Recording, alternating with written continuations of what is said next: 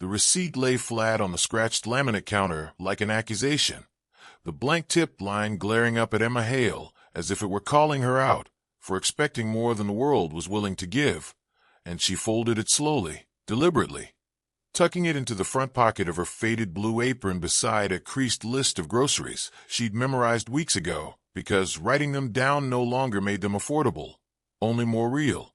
And Emma was 31, a single mother, a woman who had learned to live inside exhaustion the way other people lived inside comfort, working the late shift at the Crossroads Grill off Route 17, a roadside diner that smelled permanently of coffee, grease, and rain-soaked asphalt, the kind of place travelers stopped at because they had nowhere else to go. And her days began at 2:30 in the afternoon after walking her 8-year-old daughter Lily to the neighbor's apartment 3 doors down, Lily with her missing front tooth, and her endless questions about space, volcanoes, and whether people could really start over if they wanted to. Questions Emma answered with half-smiles while calculating which bill would go unpaid this month, because the electric company didn't care how curious your child was or how tired you felt, and Emma carried her fatigue quietly, the way you carry grief when you don't have time to feel it.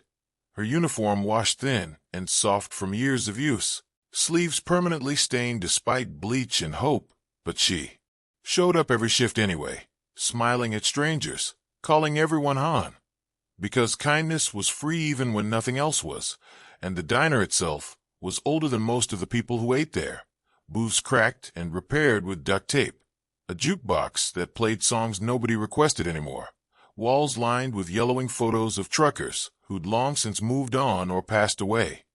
And Emma knew every loose tile, every trick to get the ancient coffee machine to behave, every regular's favorite order, and she dreamed of something better for Lily, something beyond counting tips at midnight and praying the car would start in winter. And that Saturday night had already taken everything out of her before the motorcycles arrived, engines roaring into the parking lot just after 9. Conversation stalling mid-sentence as sound rattled the windows, 3 bikes rolling in like thunder, and then going quiet. And when the door opened, 3 men stepped inside, wearing leather vests heavy with patches and history. Men who looked like trouble if you believed stereotypes. Men people whispered about without knowing anything real. And the one in front stood taller than the others, broad-shouldered, beard threaded with gray, eyes sharp but calm, scanning the room not with hunger but with awareness. His name, Emma would later learn from a receipt, was Cole Grim Walker, a name that carried weight in worlds she'd never touched, his hands scarred, knuckles thick, the marks of a life lived hard and honestly. And they took the back booth without ceremony, settling in like they'd earned the space. And Emma approached them like she did everyone else, notepad ready, voice steady despite the ache in her feet, because fear didn't pay rent and judgment had never helped her survive. And Grim looked at her name tag, then her face, then the small silver locket she wore every day, and something in his expression softened. "Coffee," he said, voice gravelly but polite. "Black and whatever. Passes for comfort food tonight." The others ordering burgers without fuss, and Emma moved through the shift on autopilot, refilling cups, delivering plates, catching Grim watching. Not her body, not her smile, but the way she moved, the way she knelt to help an elderly man retrieve his cane, the way she joked gently with a tired trucker who'd had a bad day, the way she glanced out the window once toward the dented Toyota Corolla parked beneath a flickering light. Her car, the one she begged to last another month, and when they finished eating, Grim stacked the plates neatly, a small gesture that stuck with her, and they left quietly, the diner breathing again as if nothing had happened, and Emma approached the table already bracing herself, because hope hurt more than disappointment, and the receipt lay there, signed cleanly, the tip line empty, $0, and she nodded once to herself, thinking about Lily's school fundraiser, about the inhaler refill waiting at the pharmacy, about how much she could stretch $27 if she was careful. And as she lifted the plates, her fingers brushed something folded beneath them, paper tucked out of sight, and her heart stuttered in a way that felt dangerous, and she unfolded it slowly, hands trembling despite her efforts, expecting maybe cash, maybe nothing, but instead finding a note written in blocky, deliberate handwriting, words that made her breath catch. I watched you tonight, not because I was bored, but because you don't act invisible even when the world treats you that way. You serve everyone with the same respect. You don't see jackets or patches. You see people. That matters more than you know. She read on, tears blurring the page as the note continued. I saw you count your tips twice. I saw you check your phone, like you were hoping for a miracle. I've worn that look before. This isn't a tip. Tips are for service. This is for dignity. And beneath the note was a cashier's check made out to Emma Hale for $4,800.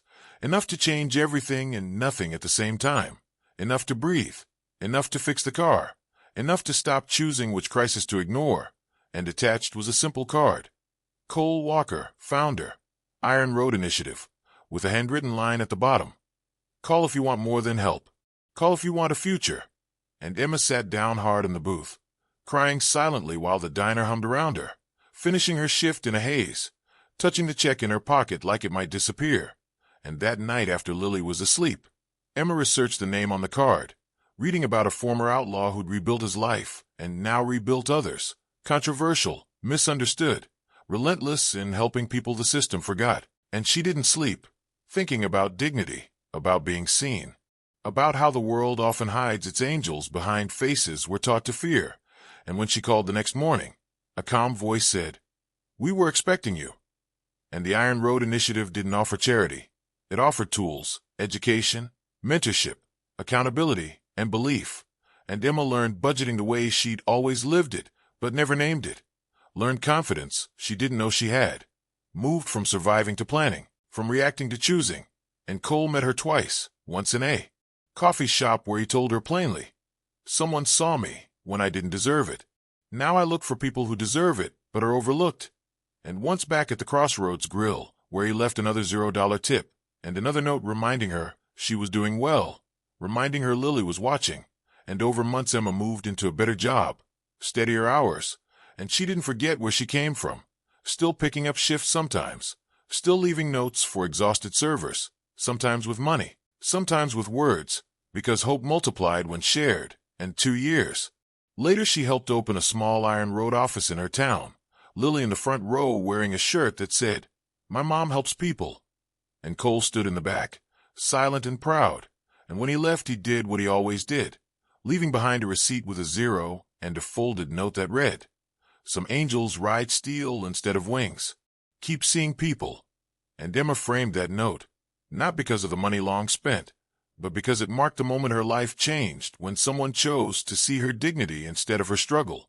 And every year after, she returned to that diner, leaving notes under plates, because the world doesn't change through grand gestures alone. It changes through quiet moments, through seeing people when they feel invisible, through kindness that expects nothing back, and sometimes the thing that saves you isn't a tip, but the realization that you were never invisible at all.